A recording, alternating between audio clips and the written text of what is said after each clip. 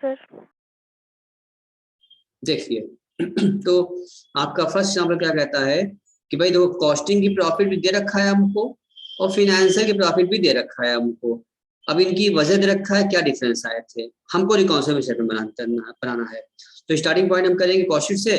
तो पहले यहाँ लिखेंगे हम लोग प्रॉफिट एज पर कॉस्ट बुक। तो कॉस्ट बुक प्रॉफिट दिया था हम लोगों को 1,72,400, वो हमने यहाँ पर फाइनली यहाँ लिख दिया है। ठीक है, अब हमको बस एड्रेस जो करना है, हम बेस बनाएंगे फिनेंशियल के प्रॉफिट को, हम उनका प्रॉफिट लॉस पर फिनेंशियल को कंसीडर करेंगे।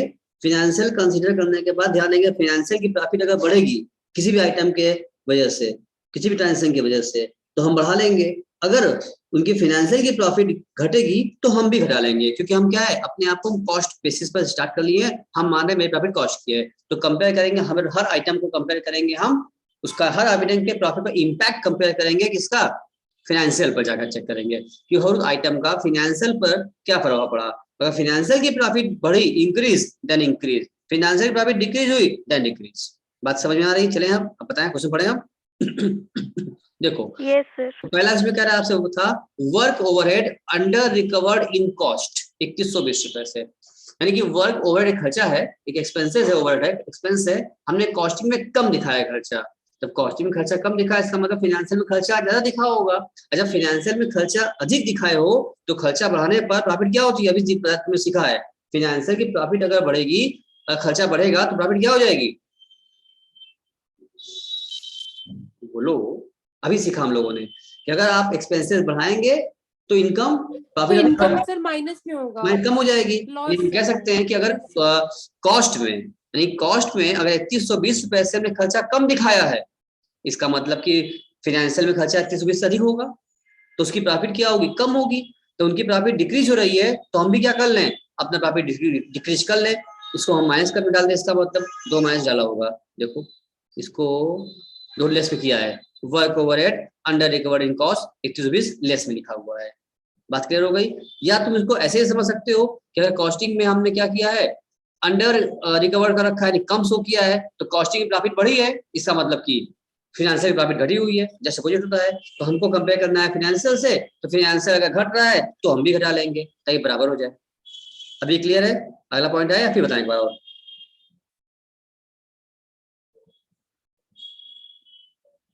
बोलो। क्लियर है सर।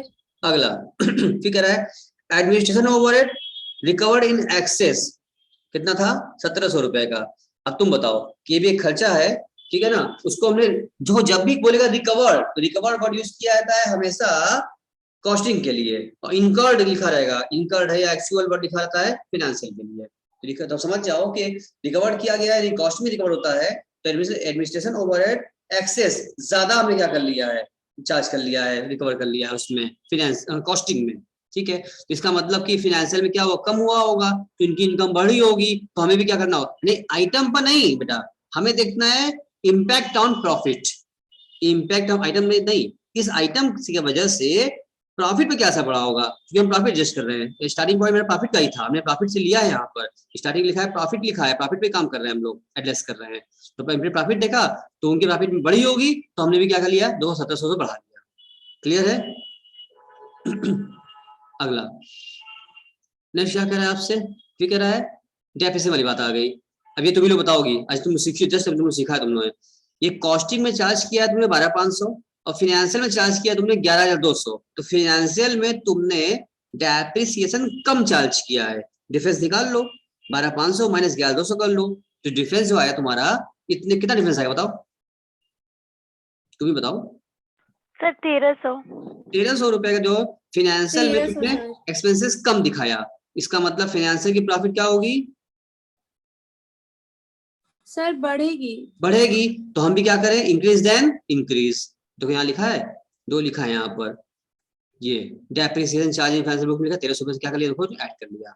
बात समझ में आ गई? क्लियर है? देखो हम याद नहीं करवा रहे हैं आपको कि ये आइटम ऐड करो या तुम लेस करो, याद करोगी कंफ्यूज होगा, आगे जाकर भूल जाओगी कि कब क्या, किसी केस में कभी ऐड होता है कभी लेस हो जाता है, वही चीज कभी ऐड, वही चीज कभी लेस हो जाता है। तो इसलिए याद मत करिए, आप समझ लीजिए कि क्या वजह है, क्यों ऐड कर रहे हैं, क्यों हम लेस कर रहे हैं, रीजन समझ लीजिए आप। भाई वहां पर समझ में आ गया हमको कि फाइनेंशियल में कम दिखाए थे इसका मतलब एक्सपेंसेस कम है तो फाइनेंशियल की प्रॉफिट बढ़ी होगी, तो हमको भी कॉस्टिंग का बढ़ा ले ताकि उसके बराबर हो जाएगा मेरा। तो शुरू ना कंसेशन स्टेटमेंट, मेरा प्रॉफिट रिकंसाइल हो जाएगा, उनके बराबर मेरा भी हो जाएगा। मेरी उद्देश्य ये है कि फाइनेंशियल की प्रॉफिट जितनी आई है उसी के अकॉर्डिंगली बराबर हमें भी अपना होना चाहिए, सेम हो जाए, हमारा बराबर हो जाए। तो वजह मिल रही है बराबर करने का। अगला फिर कह रहा income tax interest on investment not included in cost. तो भाई देखो, इंटरेस्ट ऑन इन्वेस्टमेंट हमें मिलता है या हम देते हैं, पहले बताओ। सर क्या बोले? ये जो लिखा है इंटरेस्ट ऑन इन्वेस्टमेंट हमें मिलता है या हम पे करते हैं? सर मिलता है। मिलता है, इन्वेस्ट किया हमने तो इंटरेस्ट मिलेगा। जो इंटरेस्ट मिला हमको ये कॉस्टिंग में इंक्लूड नहीं है, इसका मतलब इंटरेस्ट जो मिला है फाइनेंशियल में इंक्लूड है। हमको मिला है तो फाइनेंशियल में इंक्लूड किए हैं, तो फाइनेंशियल की प्रॉफिट घटी होगी बढ़ी होगी?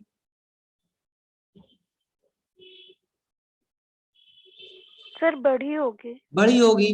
तो नियम क्या कहता है, रूल हमारा increase then increase. Financial profit 8,000 से बढ़ी होगी तो हमने भी बढ़ा लो। देखो लिखा ना इंटरेस्ट ऑन इन्वेस्टमेंट, 8,000 भी ऐड डाल दिया हमने ऐड कॉलम में।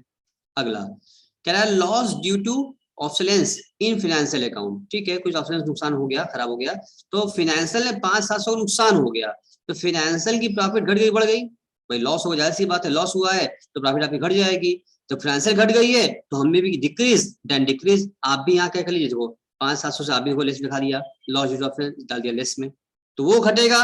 अगर फाइनेंशियल की प्रॉफिट घटेगी तो हम भी घटाएंगे कॉस्टिंग में भी, अगर फाइनेंशियल प्रॉफिट बढ़ेगी तो हम भी बढ़ा लेंगे कॉस्टिंग में। बस यही एक कॉन्सेप्ट अगर आप याद रखेंगे तो पूरा चैप्टर इसी पर हम खत्म कर देंगे। देखना जितने भी क्वेश्चन लगाएंगे हम लोग पूरे के पूरे सारे क्वेश्चन इसी बेसिस पर खत्म करेंगे हम।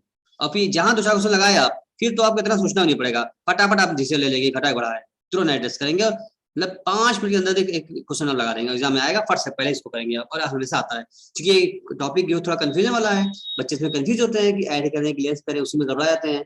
ऐड के लेस ऐड हो जाता है, मामला खत्म हो घबरा के क्वेश्चन गलत हो जाता है। आपका एकदम कंफर्म रहेगा, कंफर्म तरीके एड्रेस करिए, तुरंत नंबर लेके साइड होइए। आगे कह रहा है bank interest and transfer fees in financial book. भाई ट्रांसफर फीस मिला है, बैंक इंटरेस्ट मिला है, फाइनेंशियल में मिल गया होगा, तो फाइनेंशियल प्रॉफिट क्या हो जाएगी, घट जाएगी कि बढ़ जाएगी? बोलो, बात करते रहो हमसे लगातार, जल्दी जल्दी। सर बढ़ जाएगी। बढ़ जाएगी तो हम क्या करें, कॉस्टिंग में बढ़ाएं घटाएं? सर बढ़ाएंगे। बढ़ा लीजिए, इंक्रीज एंड इंक्रीज, 7% यहाँ बढ़ा लिया। उसके बाद कह रहा है फिर इनका हम खाली सारा कॉन्सेप्ट मेरा है, खाली इनका क्वेश्चन उठाए हम, देखो बुक का। उसके बाद क्या है, जो सिखा रहे हैं हम आपको ना, आप सीख रहे हैं आप लोग। फिर कह रहा है स्टोर्स एडजस्टमेंट, लिखा है credit in financial book. Stores में फाइनेंशियल बुक क्रेडिट कर दिए हैं, जब क्रेडिट कर दोगे तो फाइनेंशियल की प्रॉफिट आपकी घट जाएगी कि बढ़ेगी, बताइए स्टोर्स उन्होंने क्या बोला है? सर बढ़ सर जाएगी। बढ़ जाएगी। कैसे घट जाएगी? बढ़ जाएगी। कितना अमाउंट था इसका, आ गया, कितना अमाउंट था? तो सर 475। 475 अमाउंट था, तो स्टोर एडजस्टमेंट था, क्रेडिट हुआ है। तो भैया फाइनेंशियल में आप क्रेडिट करोगे, क्रेडिट में तो बढ़ता है ना, प्रॉफिट होती है क्रेडिट, इनकम क्रेडिट करते हैं, लॉसेस डेबिट करते हैं, जैसे इनकम समझ लो, क्रेडिट हुआ इनकम हुआ होगा, तो फाइनेंशियल की प्रॉफिट बढ़ गई तो हमें भी क्या करना पड़ेगा, कॉस्टिंग को बढ़ाना पड़ेगा। हम इसको ऐड डाल देंगे, ऐड कर लेंगे आइटम को। फिर है अगला loss due to depreciation in stock value change in financial account 6,750। ये क्या बता रही है आपसे, ये क्या बोला, लॉस हो गया है due to depreciation in stock value, stock गिर गया आपका और चार्ज किया फाइनेंशियल अकाउंट में। भाई आपको लॉस हुआ है और फाइनेंशियल में लॉस हुआ है, तो फाइनेंशियल की मेन प्रॉफिट क्या हो जाएगी, घट गई होगी बढ़ गई होगी? माइनस माइनस हो गई होगी। तो हम भी क्या कर लें, उसको माइनस कर लें, जो माइनस कर लिया, बस खत्म हो गया। जितने आइटम थे सब हमने यहाँ पे ले लिया, और लेने के बाद अब जितना भी पहले पे कॉस्टिंग की प्रॉफिट बाहर निकाला था हमने, यहाँ पर देखो ध्यान से यहाँ बाहर आया था, ऐड में लिखे थे जितने आइटम ऐड में आने वाले थे सारे।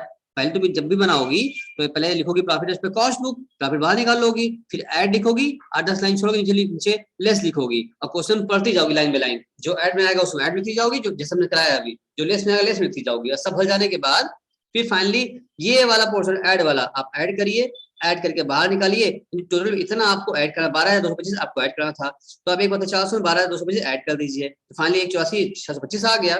अब जितना आइटम लेस में था उन सारे इकट्ठा करके बाहर निकालिए, यानी इतना आपको फाइनली लेस करना था, तो इस प्रॉफिट में से आप इसमें लेस करिए। अब जो आंसर आया आपका ये 28,755, ये आपका आ गया नेट प्रॉफिट एज पर फाइनेंशियल रिकॉर्ड।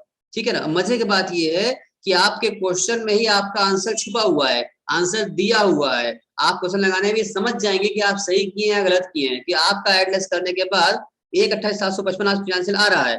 और क्वेश्चन भराओ, तुम्हारे क्वेश्चन में ही आंसर ऑलरेडी दिया हुआ है। तुम्हारे क्वेश्चन में शुरुआत में कहा था कि फाइनेंशियल की प्रॉफिट जो है आपकी 1,28,755 थी, यानी हमने कॉस्टिंग के प्रॉफिट से स्टार्ट किया और जो मेरा आंसर आ रहा है वो फाइनेंशियल वाले प्रॉफिट के आंसर से मेरा मैच कर जा रहा है। इसका मतलब कि हम सही हैं। यानी ऐसा चैप्टर जिसमें आंसर हमें क्वेश्चन में दिया हुआ है, हम तुरंत देख समझ गए कि हाँ मेरा कंफर्म भी हो गया, हाँ ये भी आंसर दिया था, यही मेरा जोड़ने पर आ भी रहा है, इसका मतलब हम सही है। अब आप लोग कोई क्वेरी अगर आ रही है तो हमसे पूछिए, I am waiting for that.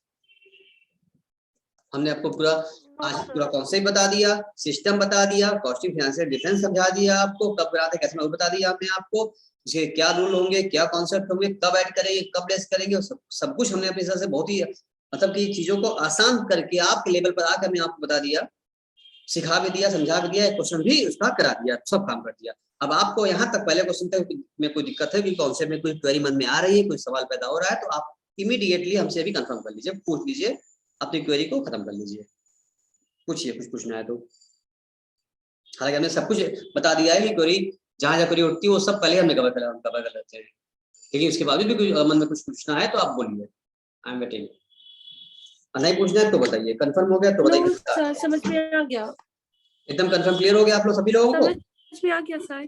ठीक है, हाँ फिर आप एक बार बिना देखे बिना Yes, कॉन्सेप्ट sir. फिर से इस क्वेश्चन को आप कॉपी पे लगाइएगा, सिर्फ क्वेश्चन देखिएगा, उसका सोचो मत देखिएगा, सिर्फ क्वेश्चन देखिएगा, डिस्कस में कर ही लिया है। अब आप इसको फिर से लगाइएगा, अब दिमाग लगाइए कब क्यों ऐड हो रहा है, क्यों लेस हो रहा है, क्या हम बताएं, क्या समझाएं, बस आपको आ जाएगा। फिर आगे कल से सीधे क्वेश्चन में क्वेश्चन हम बढ़ते चले जाएंगे। तो कल से क्वेश्चन और कीजिए, आज सिर्फ एक कॉन्सेप्चुअल क्लास चला, बेसिस बना कि अब कल से दिक्कत जल्दी क्वेश्चन हो जाएगा। जो लोग आज क्लास नहीं किए होंगे, जिनका क्लास मिस हुआ होगा उनको दिक्कत आएगी, लेकिन चलो रिकॉर्डिंग तो कर लिया हमने, अपलोड करेंगे। तो उम्मीद है आपको पूरी बात समझ में अच्छे से आ गई होगी, कोई दिक्कत नहीं होगी। ठीक है, till then bye bye, take care. Thank you, sir.